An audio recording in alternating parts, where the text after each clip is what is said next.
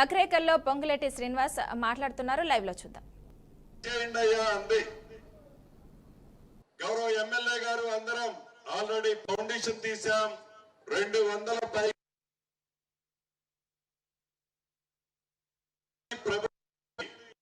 నిర్వాహకం వల్ల ఏవైతే ఇబ్బంది పడ్డారో వాళ్ళందరికీ ఇల్లుకి యుద్ధ ప్రాతిపదిక మీద రాబోయే 3 నెలల్లో ఆ ఇల్లుని కంప్లీట్ చేసే విధంగా ప్రభుత్వం చర్యలు చేపట్టింది.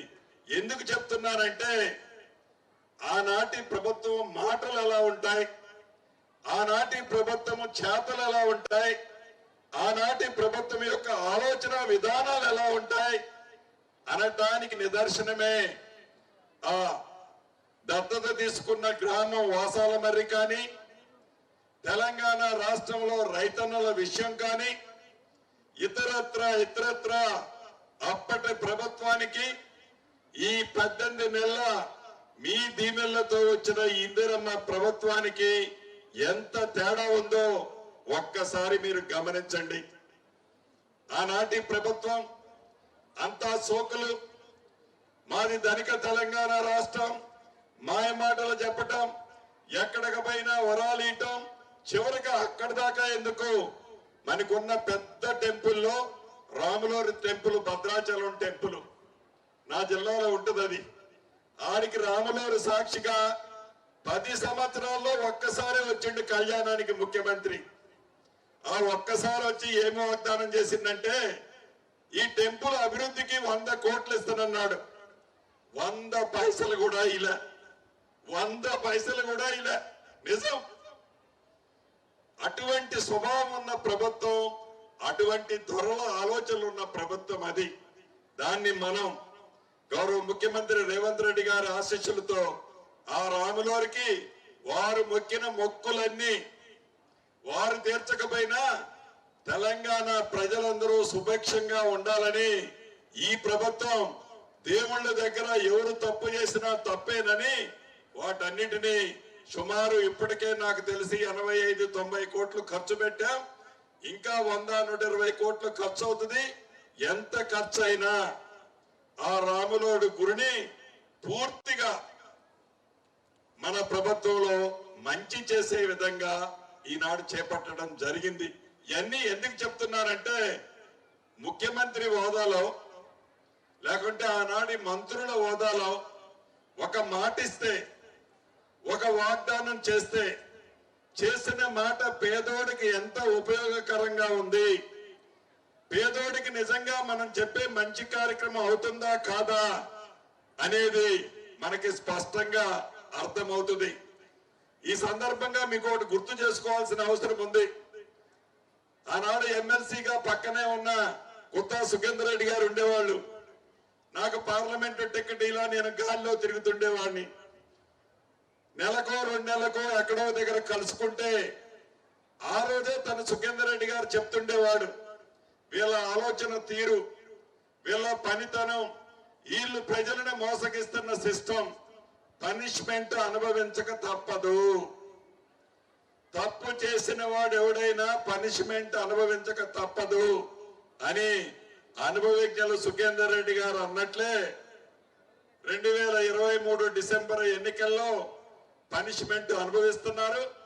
ఆనాడు అహంకారంతో స్వార్థపూరితంగా తెలంగాణ ప్రజల పేదోడు ఆస్తులు ఎన్ని వేల కోట్లు కొల్లగొట్టారో ఆ కొల్లగొట్టే అంశాన్ని అనేక సంబంధిత శాఖలు ఇప్పటికే తుది దశకు వచ్చాయి.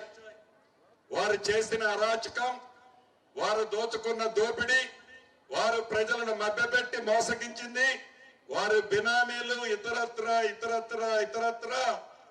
ఆనాడు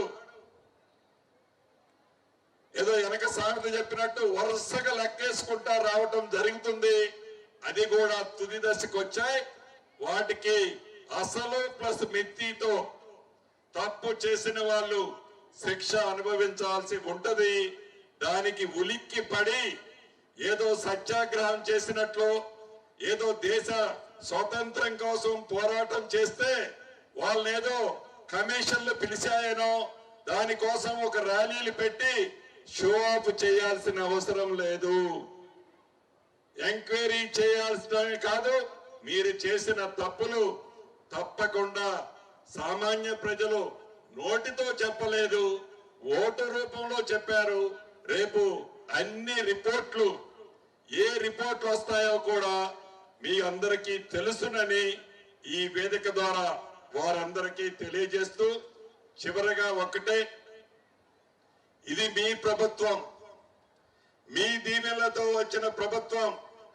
గౌరవ ముఖ్యమంత్రి రేవంత్ రెడ్డి గారు కానీ, కేబినెట్ మంత్రులమైన మేము కానీ పదవుల కోసం తహతలాడే వాళ్ళం కాదు, వ్యక్తిగత స్వార్థం కోసం ఎప్పుడూ ఎంపర్లాడే వాళ్ళం కాదు.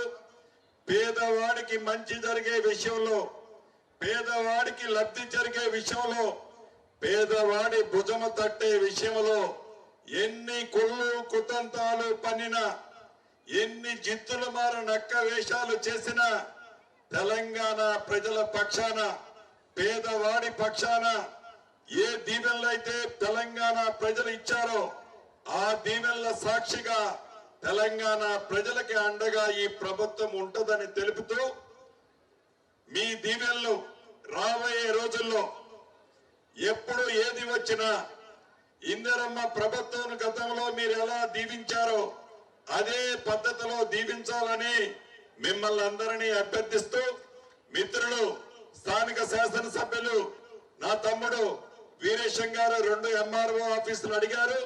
ఈ వచ్చే వారమే శాంక్షన్ ఆర్డర్ కూడా ఇస్తాను అని ఈ వేదిక ద్వారా తెలుపుతూ, ఇంత పెద్ద ఎత్తున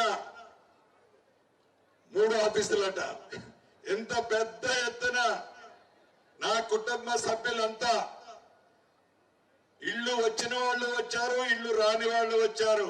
ఇల్లు వచ్చిన వాళ్ళకి శుభాకాంక్షలు, ఇల్లు రాని ఆడబిడ్డలకు కూడా మాటిస్తే ఇందిరమ్మ ప్రభుత్వం తప్పదు, తప్పకుండా మీకు కూడా ఇల్లు ఇచ్చే బాధ్యత రాష్ట్ర ప్రభుత్వ పక్షాన స్థానిక శాసనసభ్యులది, నాదీనని మీ అందరికీ తెలియజేసుకుంటూ మరొక్కసారి శిరస్సు వంచి మీ అందరికీ కృతజ్ఞతలు చెప్తూ సెలవు తీసుకుంటున్నాను.